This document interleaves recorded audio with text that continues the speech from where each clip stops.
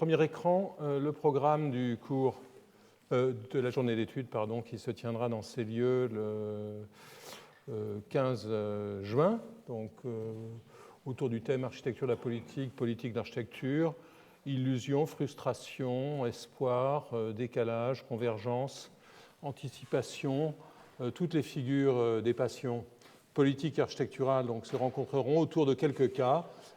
Athènes, au lendemain de l'indépendance de la Grèce, l'Allemagne et les conservateurs au début du XXe siècle, Moscou, Staline et ses copains, Olivetti dans l'Italie d'avant et d'après-guerre, Oscar Niemeyer, grand révolutionnaire, mais au travers de tous les régimes qu'il a traversés, Bakema et l'idée d'une société ouverte dans l'Europe de l'après-guerre, le Portugal au lendemain de la révolution des œillets, et enfin François Chalin nous fait l'amitié de venir reconsidérer les rapports de l'architecture et de la politique dans la Ve République tardive.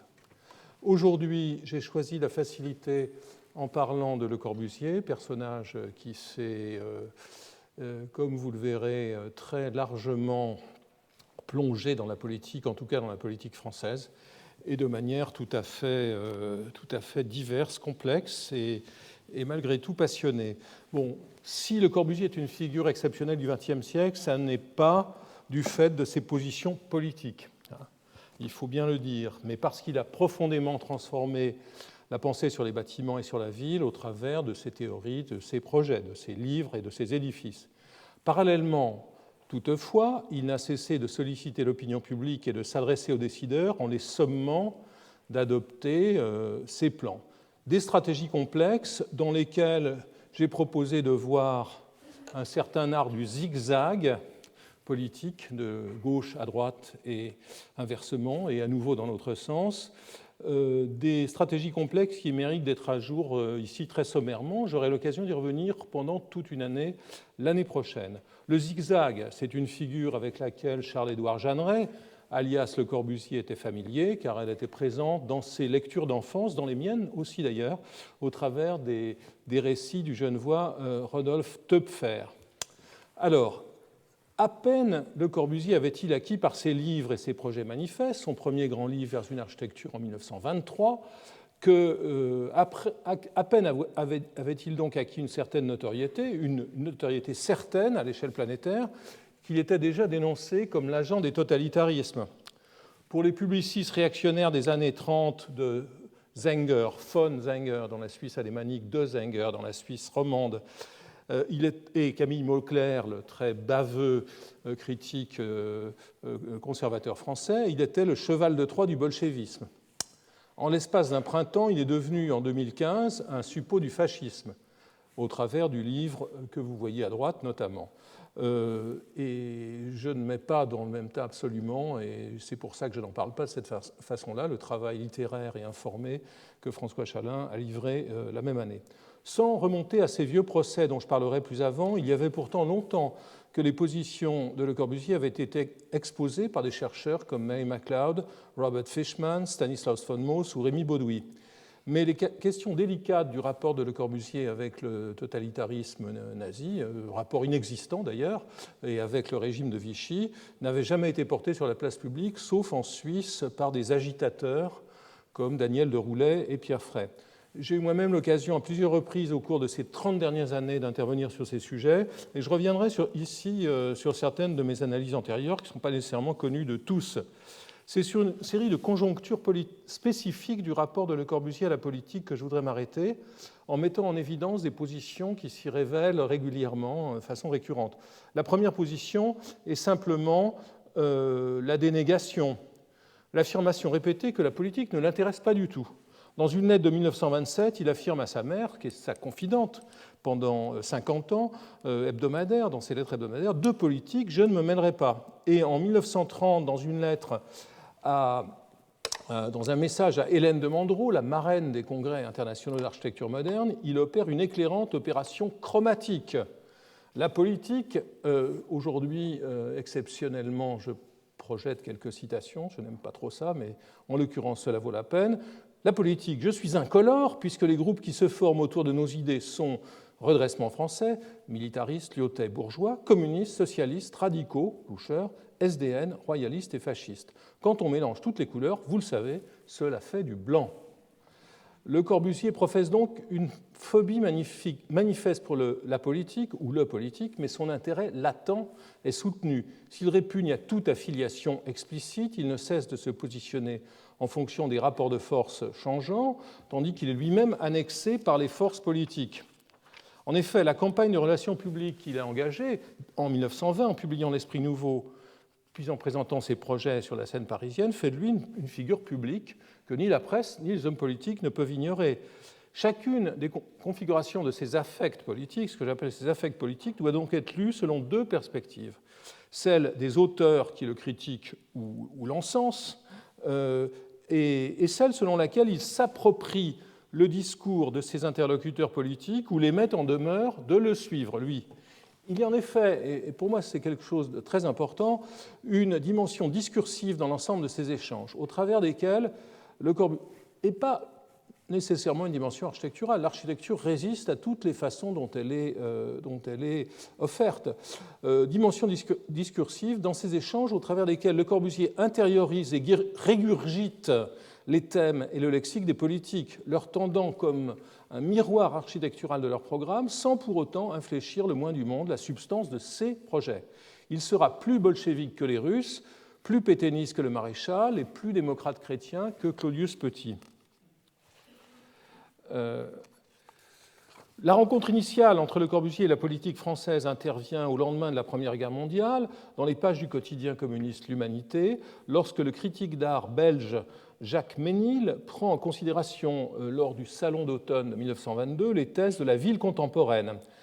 Il considère qu'il est désormais évident que la société capitaliste n'est plus capable d'évoluer de façon à rendre la vie en commun tolérable et que tout problème de construction des villes est donc un problème communiste et doit être envisagé sous cet angle. Mais, regrette-t-il, Le Corbusier est resté sur le terrain de l'observation. Donc il l'invite à passer de l'observation à l'action. Le Corbusier peut alors, et je crois que ces considérations de microsociologie et de psychologie sont importantes, peut être alors considéré comme un petit entrepreneur frustré à la suite de la faillite de la briqueterie d'Alfortville que Tim Benton a très précisément retracée. Il voit dans les mouvements sociaux une des causes de ses échecs, comme il s'en ouvre à l'écrivain William Ritter, qui est son correspondant préféré en 1919. C'est une fable fantastique. Je touche à la plus haute situation, je réalise une fortune, tout est préparé et tout est accepté. C'est un peu Perrette et le pot au lait. C'est une assez fabuleuse grimpée dans les hautes sphères de l'activité parisienne, avec des groupements qui sont pour moi comme Lord de St. James. Il y a 5 semaines, ce premier mai menaçant avait tout arrêté. Hier soir, la grève s'est allumée partout et il faut admettre que tout crèvera. Maudit travailleur. Le Corbusier est fasciné par le capitalisme moderne et concentré et mesure la distance entre ces maigres tentatives et celles-là. Il a eu un premier aperçu de ce capitalisme avancé lorsqu'il était dessinateur chez Peter Behrens en 1911, quand celui-ci travaillait pour l'AEG de Rathenau, dont j'ai parlé. L'Esprit nouveau soutiendra d'ailleurs la politique étrangère pro-russe de ce dernier avant son assassinat en 1922. C'est aux managers de l'ère de l'organisation, à l'image de Rathenau, qu'il s'adresse. Il érige en Stadtkrone, pour reprendre le terme de Bruno Taut, les tours de verre de la cité des affaires que vous voyez ici, monumentalisant le pouvoir du capital. Petit retour en arrière, Jeanneret a grandi à La Chaux-de-Fonds, berceau d'un capitalisme moderne et bien organisé, dont le fer de lance est une industrie horlogère internationalisée. La Chaux-de-Fonds produit la moitié des montres du monde, et évidemment, cette ville de 30 000 habitants les exporte pratiquement toutes. Les entrepreneurs horlogers donnent une image de dynamisme et de créativité, tandis qu'un mouvement ouvrier puissant, mais conservateur, protecteur des travailleurs, leur dispute l'hégémonie sur la ville. Les fluctuations de la politique municipale ont des effets sur les entreprises du jeune Jeanneret, comme sa correspondance en fait foi. Donc c'est un premier épisode complexe, avant même les années 20, dans lequel il rencontre la politique locale. Son tout premier questionnement porte sur la publication des articles rédigés pendant son voyage d'Orient de 1911, que vous voyez ici collé sans doute par son père dans un catalogue de fournitures d'alpinistes. Jeanneret hésite et déclare à son maître le platonnier qu'il ne tient pas à écrire dans le journal conservateur, le National, parce que ce journal m'est antipathique et qu'y écrire, c'est se donner une teinte politique. Or, je ne veux en rien sentir le sapin. Il lui serait beaucoup plus sympathique d'écrire dans le journal socialiste La Sentinelle. Mais à ses parents, auxquels il fait part de cette préférence, il écrit aussi qu'il craint de se donner une teinte politique.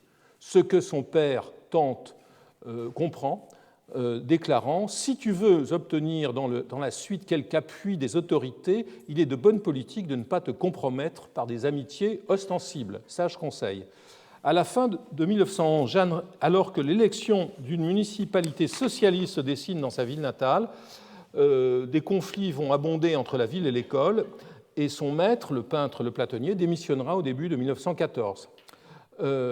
Jeanne Ray déclare attendre alors le moment opportun pour en faire autant, pour démissionner de l'école, affirmant « Il se prépare une de ces ragoûtantes lavées de linge en public. Vous mesurez, radicaux sociaux. » Cette expérience, donc les socialistes locaux contre l'école, le conduit à changer de bord, comme il l'annonce à Ritter. C'est bizarre et dur de constater, par exemple, cette déformation graduelle de pensée. En arrivant ici, je croyais aux socialistes et je honnissais le national. Un socio nous a lentement assassinés, lâchement. Alors mon socialisme s'effare et doute. Non, le national ne remonte pas, mais c'est alors un vide plus grand. Rien que parce que j'ai été touché au plus profond par un homme, le leader socio. Les révolutions de 1917 en Russie et de l'année suivante en Allemagne sont un véritable traumatisme pour la famille Jeanne Ray et pour le jeune aventurier des affaires qu'il est alors, comme il s'en ouvre à Ritter, passage éclairant. C'est actuellement la débâcle des sensibles, le prolétariat brut, terme que Le Corbusier aimera par la suite, triomphe avec insolence, et à l'autre bout, la grande finance politique et internationale. Ceux qui savent réellement, ceux qui travaillent vraiment, ceux qui sont riches de leur esprit et avec avidité apprennent et souffrent toujours, c'est à ceux-là qu'ils s'identifient, ceux-là sont un rejet de la société actuelle et sont des victimes écrasées, broyées et lapidées. L'effervescence révolutionnaire touche le Jura, ce que sa mère déplore vivement. Elle lui écrit « Sais-tu peut-être que la Suisse vient d'avoir des jours lugubres et que si le complot bolchéviste avait abouti, nous serions tels les malheureux Russes. Nous avons eu la grève générale avec tout ce qu'elle comporte, plus de lumière, de communication, de travail. Ceci partout, mais aggravé par la municipalité de La Chaux-de-Fonds. Mais le vrai Suisse s'est réveillé et a formé sa garde blanche, et sans troupes, sans effusion de sang, le calme est revenu. » L'animosité de Marie-Charlotte Amélie envers les bolcheviks ne fera qu'amplifier, et elle mettra en garde plus tard, un peu moins de 10 ans plus tard, son fils contre les risques encourus lors de ses voyages à Moscou auprès des commissaires du peuple, bolcheviques et juifs de surcroît. Alors, le dernier chapitre du livre avec lequel Le Corbusier se fait connaître mondialement, Vers une architecture, Architecture et Révolution, avait failli être l'éponyme du livre tout entier, donner le titre du livre tout entier. Il s'inscrit dans cette géographie. Mais de quelle révolution s'agit-il? De celle qui a tant effarouché Marie-Charlotte Amélie, de celle de Berlin ou de Munich, ou de celle des bolcheviks? En tout cas, Jeanne Ray fait part de ses craintes à Ritter en 1919. Il y aura révolte et révolution, crise, abcès crevé et tristesse toujours plus grande. La marche des socialistes est bouleversante, écœurante, décourageante. Les tristes, les neurasthéniques et les lassés souffriront infiniment. Écœuré donc de son propre aveu, désormais établi à Paris, Le Corbusier semble résigner un bouleversement social qui l'effraie.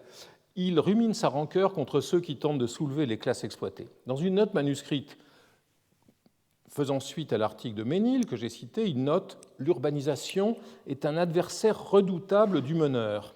Elle lui enlève,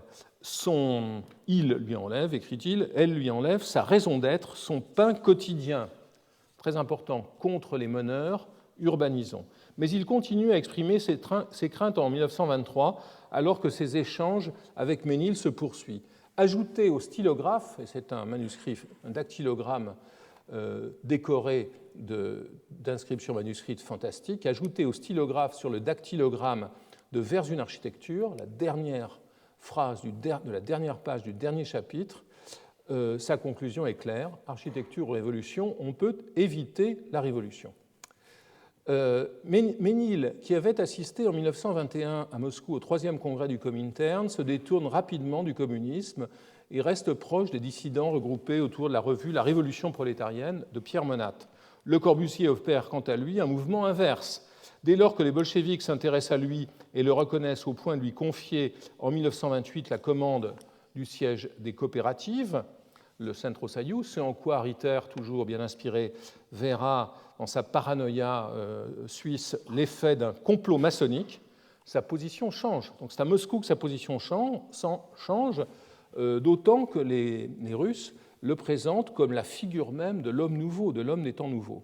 Après avoir rencontré les constructivistes, Viesnin, Ginsburg, il donne ses dessins à Viesnin en échange de quelques dessins de Viesnin qui étaient dans les tiroirs de la Fondation Le Corbusier et qui furent vendus il y a longtemps. Heureusement, ils ont refait surface pour certains au Musée d'Art moderne de New York. Donc après ces échanges avec les constructivistes et des dirigeants comme Lyubimov, son client, ou Lunacharsky, le commissaire du peuple à l'éducation, et en dépit des mises en garde de sa mère, Le Corbusier forme une relation empathique avec l'URSS. Face à l'usine à plan, ce qu'il appelle l'usine à plan, la terre promise des techniciens, il redéfinit à sa manière le bolchevisme, en voyant dans le terme bolché, qui est en fait le comparatif de balchoï, donc qui veut dire plus grand, la notion du grand tout court qu'il exalte et le pousse à la surenchère dans ses projets. C'est ce qui le séduit chez ses interlocuteurs, comme Alexandre Viesnin, chez qui il découvre, je le cite, l'intention élevée qui soulève cette œuvre au-dessus des simples fonctions de servir et qui lui confère le lyrisme qui nous apporte la joie. Pour lui, les constructivistes qu'il lit assez à contresens sont l'antidote aux fonctionnalistes allemands et suisses comme Hannes Meyer avec lesquels il combat. Alors que ses rapports avec Moscou s'étendent, dès lors qu'il est consulté sur l'idée d'une ville verte à côté de la ville, puis sur l'avenir de la capitale, il lit, et ici la bibliothèque de la Fondation Le Corbusier nous aide beaucoup, il lit en 1929 le Contrat social de Jean-Jacques Rousseau, où il le relit.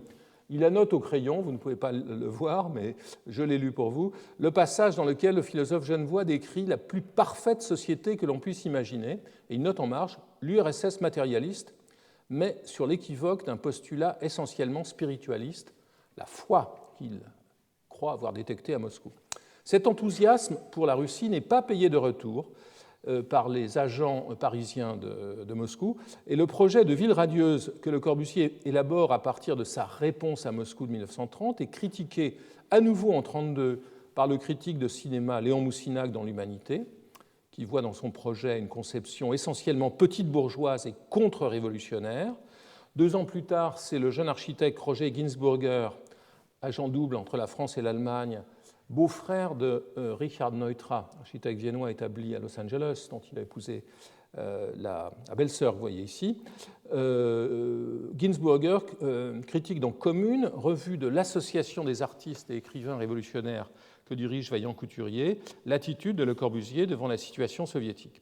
Au moment où Moussinac et Ginsburger le dénoncent ainsi, au moment aussi où son projet n'est pas choisi pour le concours du Palais des Soviets, Le Corbusier se tourne vers Rome, sans pour autant abandonner toutes ses illusions quant à la Russie.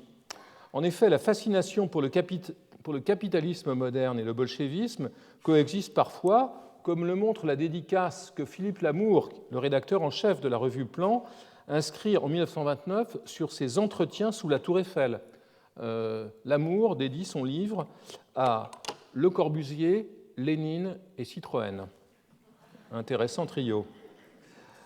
Alors que ces rapports, les 2 revues entendent remplacer la démocratie, enfin, Plan et Prélude, la revue qui lui fera suite, entendent remplacer la démocratie parlementaire telle qu'elle existe par des relations solidaires entre individus inscrits dans leur groupe social et leur métier, et promouvoir le fédéralisme européen. Les protagonistes de ces revues ont été très précisément évoqués par Mary MacLeod il y a longtemps, par François Chalin plus récemment. Donc c'est par exemple Hubert de Lagardelle, que vous voyez ici, ami de Mussolini avant la guerre de 14, futur ambassadeur de France au Vatican et figure tutélaire du régime de Vichy. C'est l'ingénieur François de Pierrefeu, le voisin de Le Corbusier, rue Ningé-Sérécoli, et un droitier sorélien tout à fait caractérisé, mais aussi un homme d'entreprise qui va aider beaucoup Le Corbusier en Algérie. Philippe Lamour, lui, participera à la résistance et sera l'un des aménageurs de la France d'après 1945. Le rapport de Le Corbusier au fascisme tel qu'il se forme, fascisme italien, s'entend, qui avait des partisans très nombreux en France, bien au-delà des cercles de droite, il faut le rappeler. Le rapport de Le Corbusier au fascisme tel qu'il se forme dans sa participation et plan et prélude, où sa présence est particulièrement visible, est révélateur de sa vision de la politique, qui est avant tout élitiste, comme l'avaient montré déjà tous les schémas présentés au premier congrès international d'architecture moderne. Ainsi, cette pyramide des hiérarchies naturelles, les grands chefs en haut, les métiers en bas, qu'il dessine pour un numéro de prélude. Comme le maréchal Lyautey, figure tutélaire de la droite modernisatrice, auquel il envoie tous ses livres, Le Corbusier est fondamentalement élitiste. Il recherchera, et c'est le sens que prend la création des SIAM aussi, à créer une relation directe avec les dirigeants au-dessus des appareils et des assemblées, considérant que la démocratie ne peut être qu'un obstacle à ses projets. Il privilégie d'autres formes de pouvoir que le pouvoir des élus, celle des corporations que vantent les deux revues qu'il dessine ici. Et il s'efforce d'agir systématiquement sur les conseillers des chefs de parti et d'État, parfois en se trompant. À Moscou, il s'était adressé à Lunacharsky, ignorant qu'il était devenu complètement marginal dans l'appareil stalinien. À Rome, il s'en prendra à Giuseppe Bottai, figure de l'aile modernisatrice du fascisme, et au critique Pietro Maria Bardi, auteur de ce rapport sur l'architecture pour Mussolini dont j'ai parlé la semaine dernière. C'est à Bottai qu'il confie en 1934 ce projet sympathique, une forme qui serait admirable pour le colloque avec Mussolini, qu'il essaye à tout prix de rencontrer en tête-à-tête, serait d'être reçu le soir quelque part avec une lanterne de projection et de projeter quelques clichés. Donc soirée diapo avec le Duce, ça ne marchera pas, car les conseillers du Duce sont des nationalistes italiens et ne veulent pas entendre parler de cet architecte douteux. C'est à Bottai qu'il envoie ses réflexions sur Sabaudia, dont j'ai parlé aussi la semaine dernière, l'une des villes nouvelles des Marais-Pontins. Puis, lorsque Bottai devient gouverneur d'Addis Abeba, c'est à lui qu'il transmet ce dessin assez compromettant pour un plan de la capitale éthiopienne qui vient d'être conquise après une guerre condamnée par la Société des Nations et tout ce qu'il est convenu d'appeler l'humanité progressiste. C'est par l'intermédiaire de Bottai qu'il envoie aussi le deuxième volume de son œuvre complète à son Excellence Mussolini, vous pouvez lire, en souvenir de sa harangue aux jeunes architectes italiens, alors que j'étais à Rome pour essayer de prouver qu'il n'y a d'unité dans le temps et les œuvres humaines que par l'équivalence du potentiel de l'énergie créatrice. Équivalence, ça veut dire l'équivalence de l'œuvre politique et de l'œuvre architecturale. Tout plagiat, tout regard jeté derrière ne sont que mort et moisissure, avec mon respect et mon admiration. Face à la guerre d'Espagne, la position de Le Corbusier est assez claire. Sous la pression de son entourage, notamment Pierre Jeanneret, son cousin et associé, Charlotte Perriand, les jeunes de l'agence qui sont franchement pro-républicains. Il est aussi proche de José Luis Sert et des Catalans. Et ses expériences des années 30 avec le gouvernement de la Généralité de Catalogne l'ont rapproché des républicains. Mais lorsqu'il intitule deux de ses tableaux de 1939 La chute de Barcelone, il semble bien, c'est en tout cas ce que l'excellent historien Josep Quetglas a montré, qu'il s'agisse d'une reconstruction tardive. En tout état de cause, il accepte de faire partie du comité d'accueil des architectes et artistes réfugiés espagnols, présidé par Renaud Jouvenel, qui est un publiciste proche des communistes. Et entre-temps, au demeurant, il se sera rapproché de la gauche française, car celle-ci s'est rapprochée du pouvoir. Un tournant politique s'amorce en effet dans la France du milieu des années 30. La gauche se réorganise face au fascisme, au nazisme, et Le Corbusier redéploie son dispositif.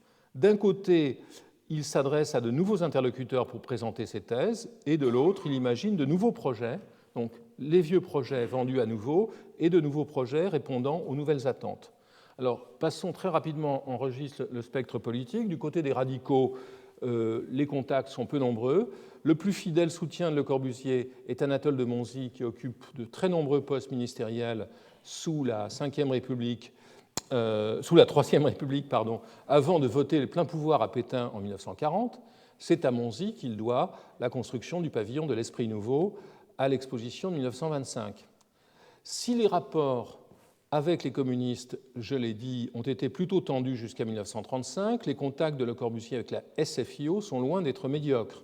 Il est familier avec l'œuvre d'Henri Sellier à la tête de l'Office d'habitation du département de la Seine et n'était pas étranger à l'idée d'inviter Sellier au congrès fondateur des SIAM, au premier congrès international d'architecture moderne en 1928.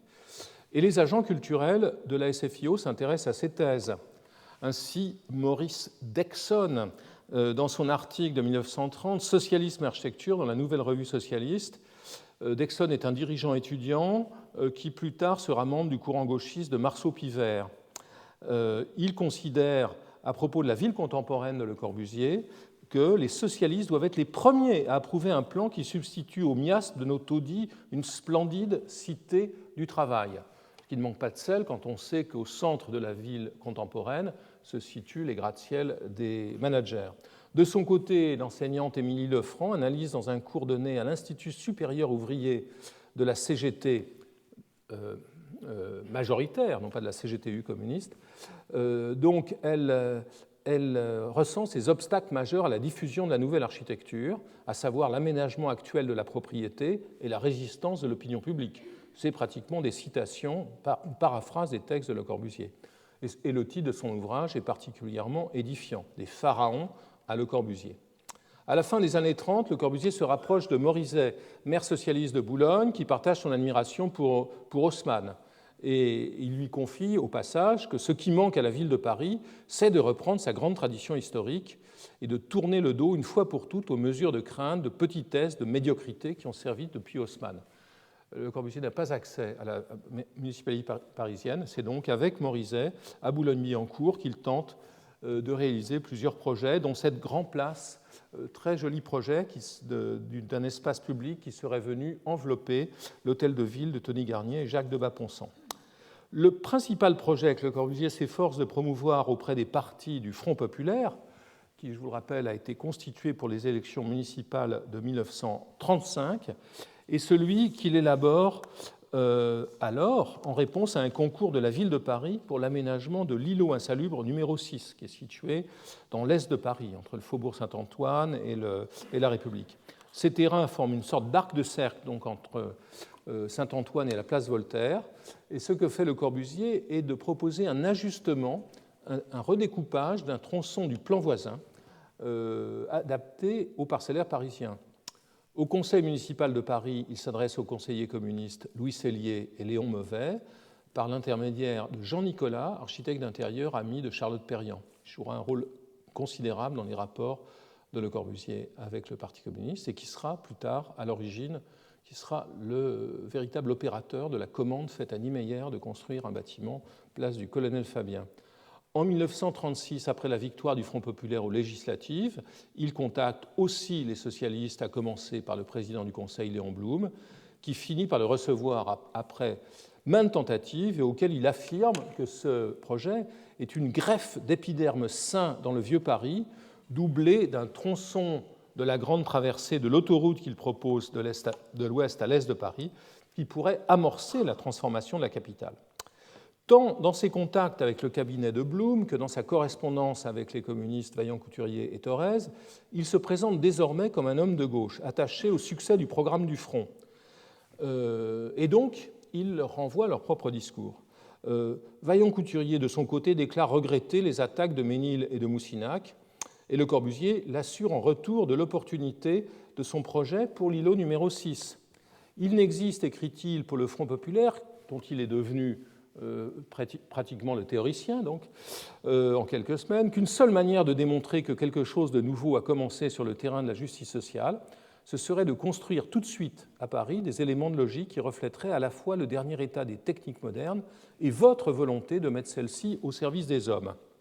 De la même manière qu'il avait donné des conseils de bolchevisme aux Russes, Le Corbusier intériorise le discours du Front populaire, d'abord pour lui demander d'endosser ses projets, puis pour en élaborer de nouveaux. Si le projet pour l'îlot numéro 6 a été élaboré dans le cadre de la politique du conseil municipal parisien de droite, c'est clairement à gauche que s'adresse le projet de centre national de réjouissance populaire de 100 000 participants conçu en 1936. D'autant, comme on vient de le voir à Buffalo, que les arènes sportives font partie du mythe constitutif du nouveau pouvoir. L'utilisation des stades, d'ailleurs, pour les démonstrations de masse ne sont en rien l'apanage de la gauche. Il suffit de penser au Sokol, à l'essor du mouvement national en Bohême avant la guerre de 14, ou au spectacle allemand ou soviétique, ou encore au sport-spectacle utilisé par le fabricant de chaussures Batia à Zlin, aux démonstrations duquel Le Corbusier avait participé. Mais ce projet, dessiné pour l'essentiel par Pierre Jeanneret, est inscrit très clairement dans la conjoncture du Front populaire. Comme vous voyez en haut une très belle perspective assez peu connue à l'aérographe qui montre des foules rassemblées, une espèce de spectacle de masse organisé. Donc Le Corbusier écrit, je cite, « Le réveil du pays réclame des assises fréquentes, des fêtes ou du travail en commun, théâtre, cinéma, de divertissement, d'éducation et de propagande, conférences civiques. Enfin, les spectateurs doivent pouvoir devenir acteurs. » Donc c'est un projet assez moderne dans la conception des spectacles de masse, qui est un thème européen au sens large. Ainsi, une forme entièrement nouvelle de lieu de résistance qui ne doit rien à l'Antiquité ou à toute autre époque est créée. C'est un outil civique des temps modernes. Le Corbusier essaye de promouvoir son projet. Il s'adresse au début 1937 à Léo Lagrange, qui le reçoit en février, en insistant sur la localisation possible du projet dans l'est de Paris. À ce moment-là, des travaux sont envisagés sur le stade Pershing, créé après la guerre de 14. Il se tourne à nouveau vers Blum, à qui il envoie un dossier, puis il s'efforce de rencontrer un autre socialiste, Barthélemy, député-maire de Puteaux et rapporteur du budget des sports.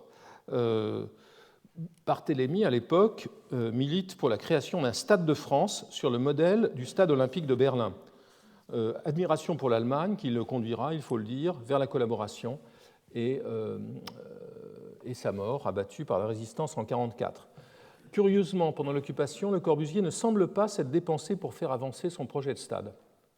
Ce n'est pas lui qui pousse à l'idée d'un grand stade, c'est Perret qui travaille sur l'idée d'un stade olympique national. Autre conséquence très intéressante du Front populaire, l'association des écrivains et artistes révolutionnaires de Vaillant-Couturier se transforme et s'incarne dans la Maison de la Culture créée par Aragon et Malraux. Le Corbusier est propulsé, écrit-il, responsable de la commission de l'urbanisme et du logis. En fait, ce n'est pas tout à fait ça, mais vous voyez que dans cette coupe assez extraordinaire sur cette Maison de la Culture publiée dans la presse, où l'on voit toutes les disciplines cohabiter dans cette espèce de copropriété artistique, il y a des architectes, et parmi eux, Le Corbusier. Il participe dans ce cadre à la légendaire querelle du réalisme, dans laquelle il se range aux côtés de Fernand Léger pour opposer l'abstraction qu'il défend aux tenants du réalisme socialiste comme Jean Lurçat. Son contact avec la maison et son secrétaire, dont j'ai déjà parlé, Jean Nicolas.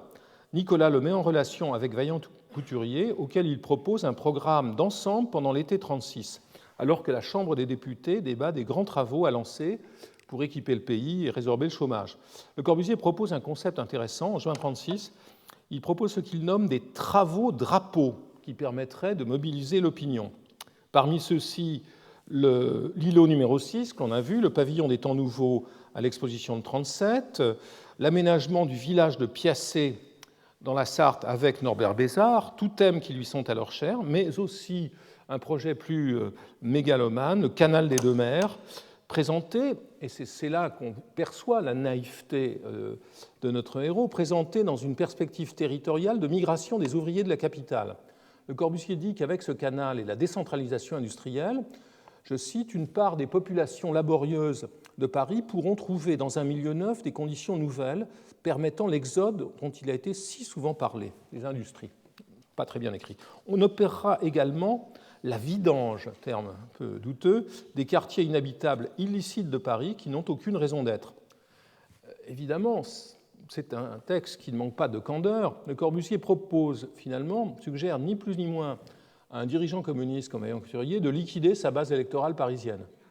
Donc, une autre idée figurant suggérée aux dirigeants communistes est celle de faire de lui, le Corbusier, l'animateur harmonisateur du programme des travaux drapeaux, et il déclare notamment qu'il en a l'étoffe du fait de ses connaissances acquises à voyager dans le monde pendant 30 ans. Comme il l'indique au même moment à Nicolas, Le Corbusier constitue un comité pour parrainer son pavillon des Temps nouveaux à l'exposition de 1937, en liaison avec la Maison de la Culture, qu'il utilise comme caution. Donc il recrute, c'est un jeu complexe de billard dans lequel il recrute, en se réclamant de la Maison de la Culture, Malraux, André Gide, Romain Rolland et les politiques Morizet, Sellier, Vaillant-Couturier. Il fait pression au passage pour que son ami médecin et très droitier Pierre Winter en soit, bien qu'il soit, écrit-il, frappé d'un certain ostracisme dans les milieux de gauche. Il s'adresse aussi à Aragon, lettre extraordinaire à droite, pour appuyer son programme, ne manquant pas, en outre, au passage, d'essayer de résoudre un problème qui le taraude. Il n'a jamais reçu les honoraires de son grand chantier de Moscou, le Centro Soyouz, et il demande à Aragon d'intercéder auprès de Moscou. On voit ici comment le jeu avec les communistes et la Russie est un jeu triangulaire. Vaillant-Couturier meurt le 10 octobre 1937 et la Maison de la Culture, dont il était président, organise un concours pour édifier un monument à Villejuif, dont Vaillant-Couturier était maire depuis 1929. Les archives de la Maison de la Culture ont été très bien cachées, il me l'a dit, car je le connaissais bien, par Jean Nicolas en 1939, et personne ne les a jamais trouvées. Il est donc difficile, autrement qu'indirectement, de retracer le détail du concours, bien que le projet de Le Corbusier, que vous voyez ici et qui est à tout point étonnant, ait été conservé et publié. Par sa forme linéaire et son porte-à-faux, le monument, vous le voyez, ce monument qui est implanté sur un terre-plein de la route nationale 7, il a une qualité extraordinaire, c'est qu'il participe à la création d'un paysage à l'échelle de l'automobile. Et c'est à mon sens une première dans l'art commémoratif, dirait-on. Le Corbusier et Jeanneret écrivent dans leurs notes de présentation « Le monument face à la route d'Italie fait front ». Fait front, le terme évidemment a des connotations politiques, le monument fait front. Il s'offre de très loin aux voyageurs, il est comme la première borne de Paris. Après lui, on entre dans Paris, et c'est vrai que c'était l'entrée de Paris par le sud, sur la Nationale 7. Après lui, on entre dans Paris. Il peut donc d'ici adresser un message. Alors, quel message attend-il adresser ? Il assemble trois éléments que vous avez vus sur ce très beau collage ici. Il assemble trois éléments, trois motifs symboliques, dit Le Corbusier, placés devant la stèle verticale et assemblés par une sorte d'étagère en forme de U horizontale, qui annonce, on va le voir, certaines des sculptures de l'après-guerre. Donc ces trois motifs, c'est la tête de l'orateur, la main de l'orateur, le livre, qui joue pour chacun d'entre eux un rôle spécifique. Le livre renvoie au talent reconnu de tribun et d'écrivain de l'homme politique. Le livre a ses incontestables capacités. La tête renvoie au talent d'orateur de tribun de Vaillant-Couturier. Le livre a ses capacités littéraires. Quant au motif symbolique numéro 3, la main de l'orateur, quelle est cette main ? C'est celle que Thorez a tendue le 17 avril 1936 dans son discours pour une France libre, forte et heureuse. On sait qu'il ne l'a jamais écrit, qu'il a été écrit par son entourage, tout ceci a été complètement démontré, mais c'est un discours qui a un effet politique important, diffusé sur les ondes de Radio Paris et s'adressant aux travailleurs catholiques, mais aussi aux anciens croix de feu. Nous te tendons la main, catholiques, ouvriers, employés, artisans, paysans, nous qui sommes des laïcs, un discours tout à grand pathos qui sera assez marquant.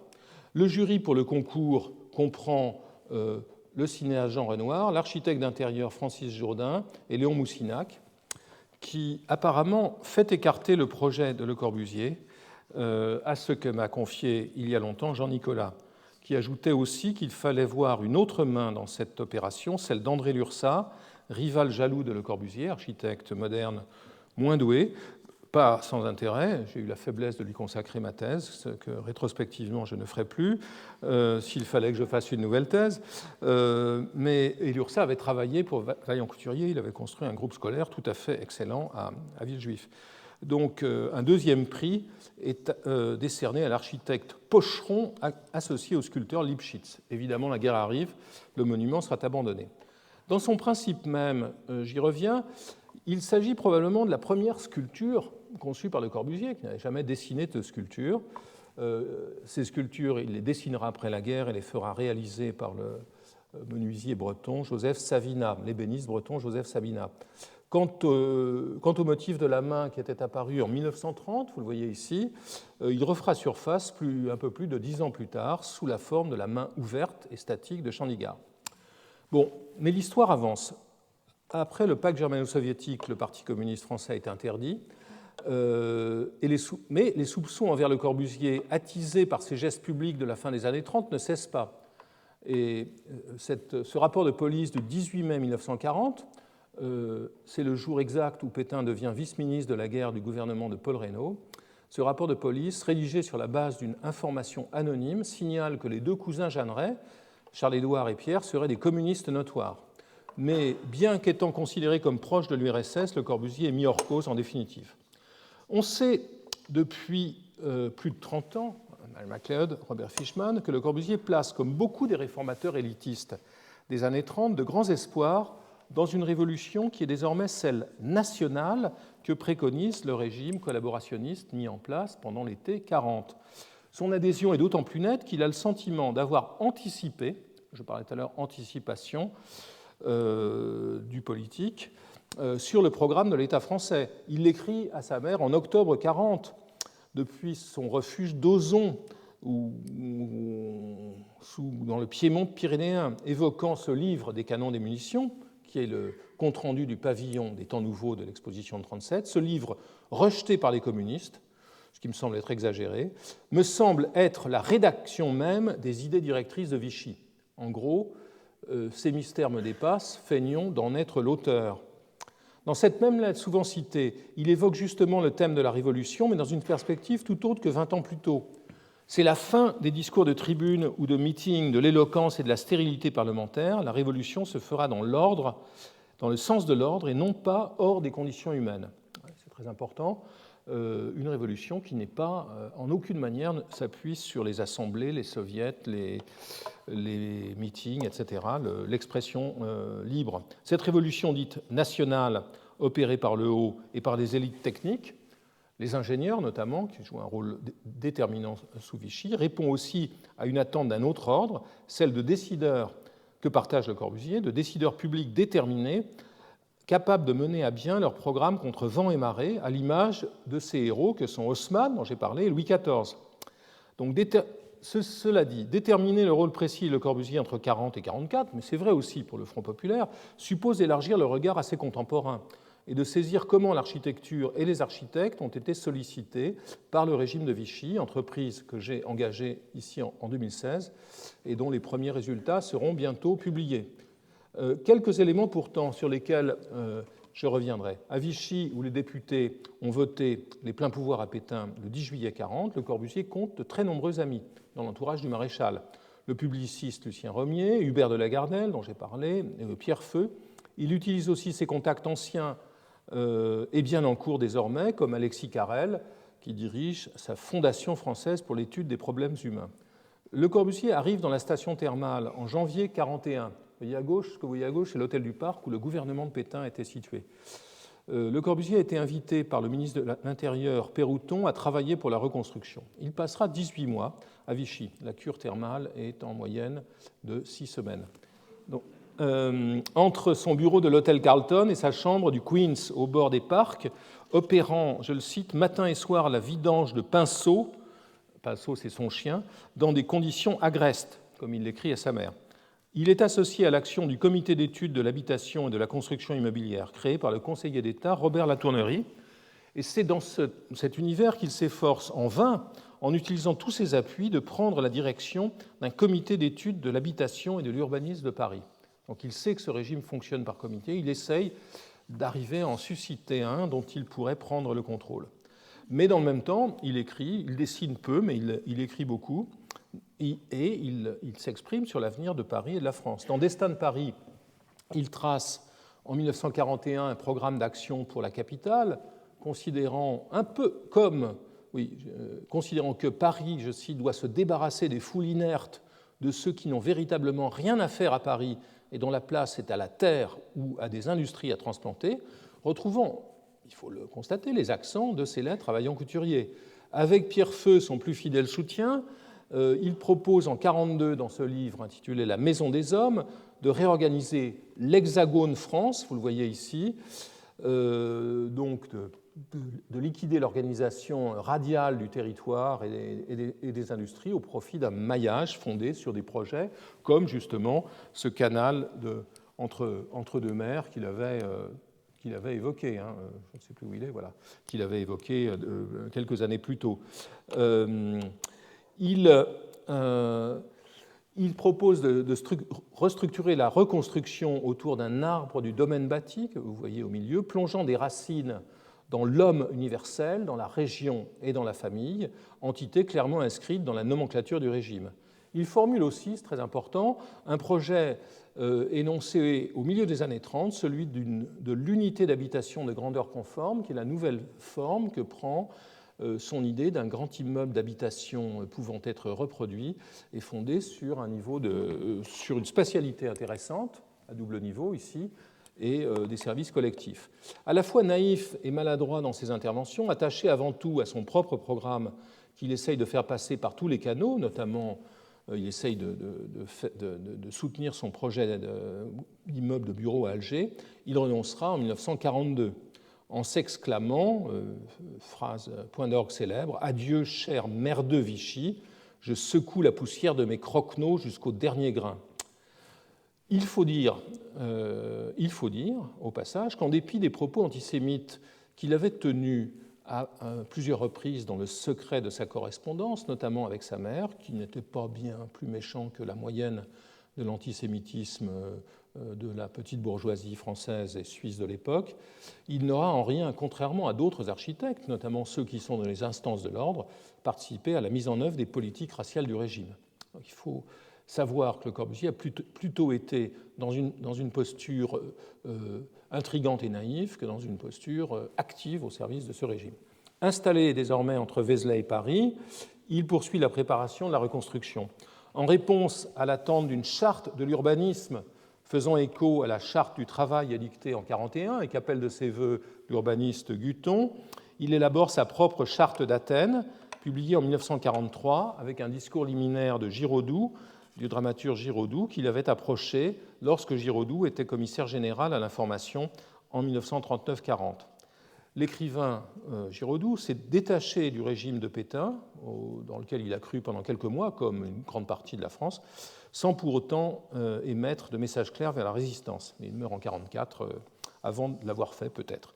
Quant à la rhétorique de la charte, que je ne commenterai pas dans le détail, elle semble démocratique, puisque le refrain de la charte d'Athènes, c'est il faut exiger des logis, il faut exiger des équipements, il faut exiger des jardins, donc il faut que les usagers se mobilisent, mais les solutions sont technocratiques. En mars 1943, Le Corbusier suscite la création de l'Ascoral, ou Association de constructeurs pour une révolution architecturale, dénomination inscrite aussi, révolution en 1943, pour tout le monde, elle est nationale, dans le champ sémantique de Vichy. L'objectif est de préparer un discours et des dossiers dans la perspective d'une libération que le débarquement allié en Sicile et la défaite nazie à Stalingrad rend tangible. En mars 1943, on a compris où tout ça allait aller.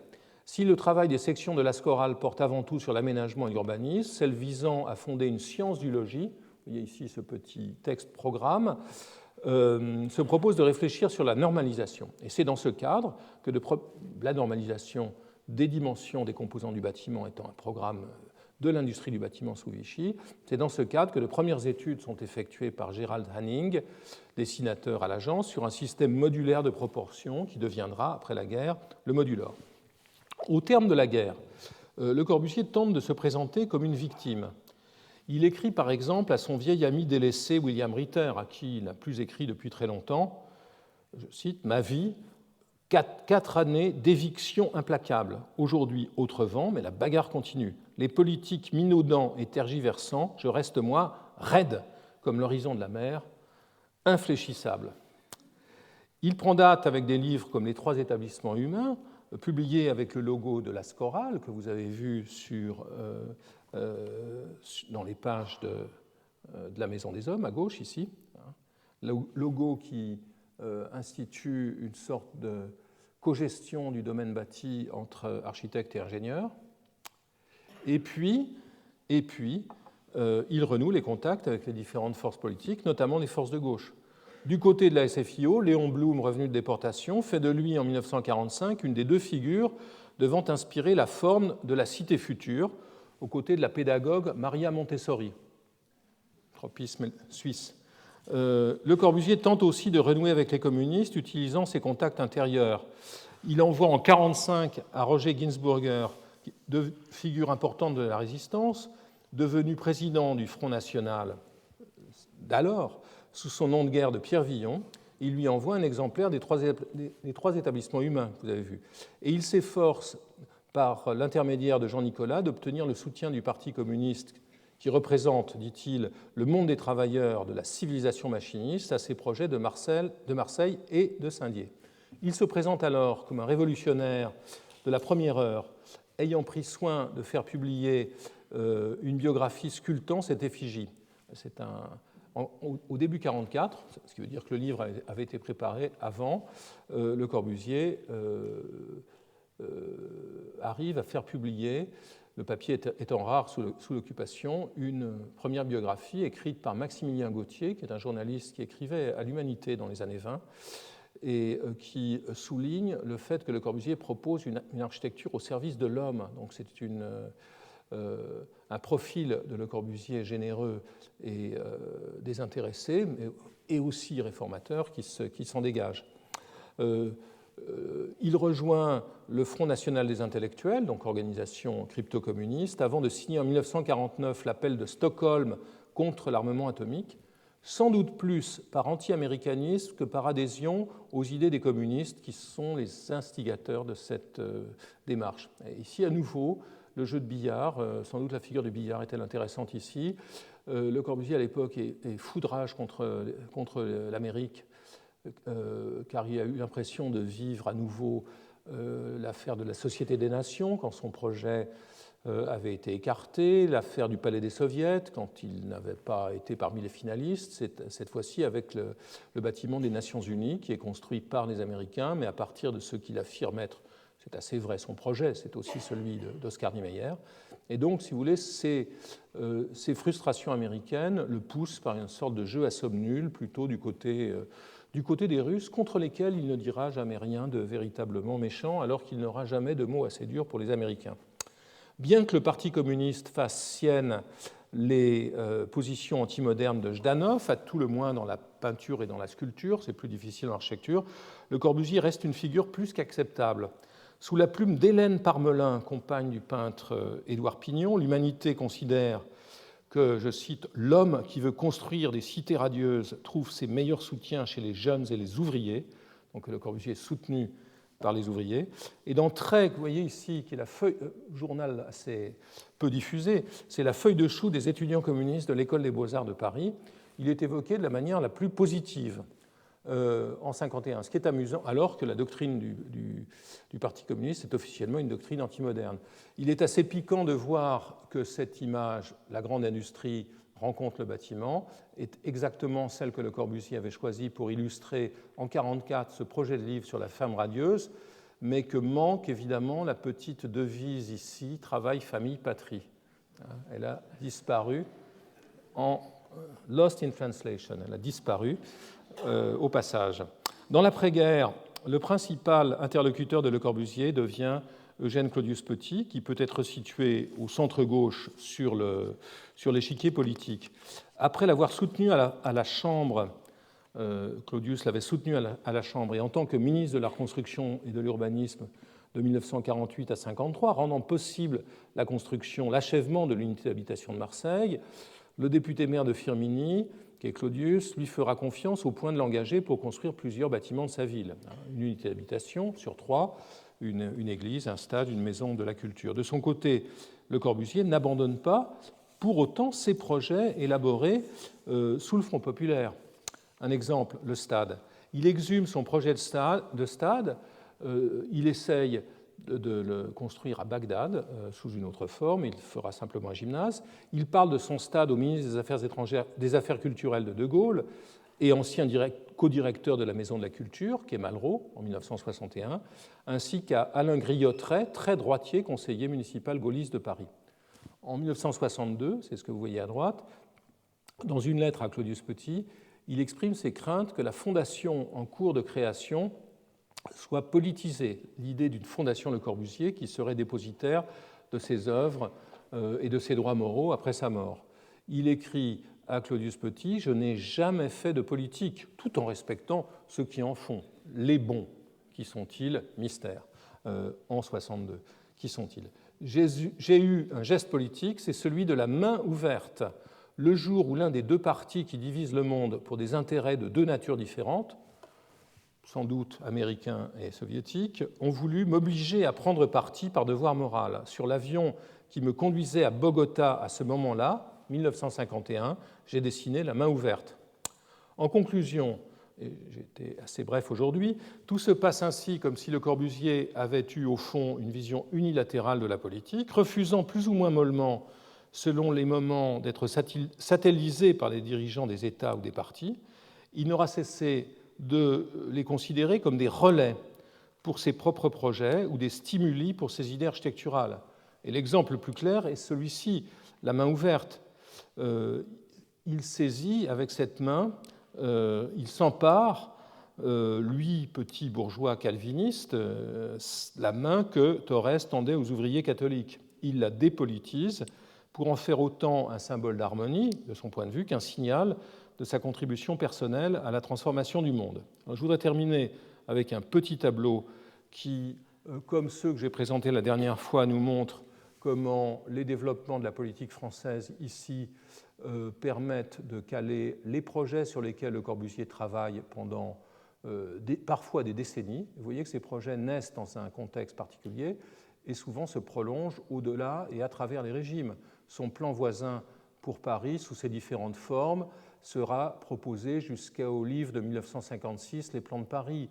Le musée à croissance illimitée, qui est une réponse à une demande de Christian Zervos en 1931, est encore à la base du projet de musée du XXe siècle qu'il dessine pour Malraux l'année de sa mort. Le grand stade de 1936 se prolonge jusqu'à ce qu'il soit proposé à Bagdad et à Paris. Enfin, l'unité d'habitation qui émerge en gros en 1935 est développée sous différentes formes jusqu'à la fin de la vie de Le Corbusier. Donc, cette succession des régimes auxquels Le Corbusier s'adresse pour proposer ses projets, le plus souvent en vain, on l'a vu, en vain, ça ne marche pas, ou ça marche un moment seulement, n'interrompt pas la continuité de sa réflexion architecturale. Il en poursuit imperturbablement en l'appuyant d'un côté ou de l'autre, sa mise au point dans la durée, jusqu'à ce qu'éventuellement certains de ses projets aboutissent. Merci.